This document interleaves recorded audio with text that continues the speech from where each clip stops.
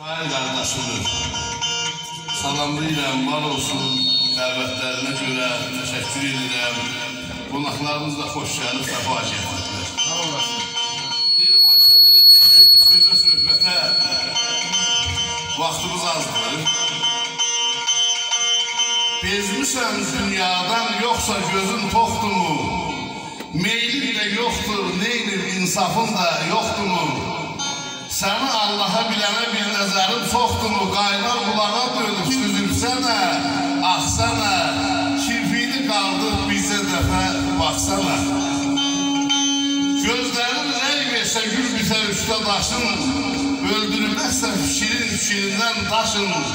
Qalın bulud da niyə saçılıb qaşın, həsrətimə od verib şimşək kimi saxsana, kirpiyini qaldırıb bizə dəfə baxsana. Bilmirəm şəhərdə nə qeybətimcim oldu, səndən ötər ürəyim titrədi, bax bistim oldu. O simi ildən axırda görküm oldu, göz mü deyil, gözünə qarqadı mı, ax sənə. Kirpiyini qaldırıb nə olar, bizə dəfə baxsana. Zəlimxanam mən sənə sinəm üstə saz dedim, ilk görüş qışa düşdü talihimə yaz dedim. 100 il yaracam desəm yenə azdır, az dedim, de eşkim, xəyalım, musalım, ah nə deyim, ax sənə. Kirpiyini qaldırıb da deyim, alı getmir, bizə dəfə baxsana.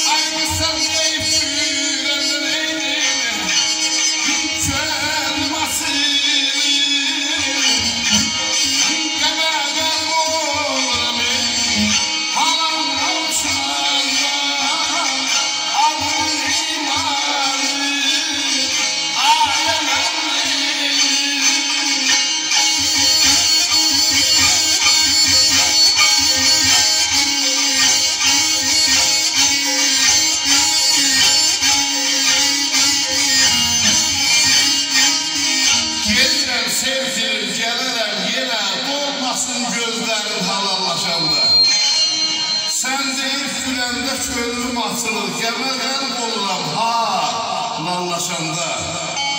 Qəzanın qədəri olsa tuş mənə, şəhər şöhlərindən deyil düşmənə. Gərək qəst etməsin düşmən, düşmənə haramdan çəkib halallaşanda.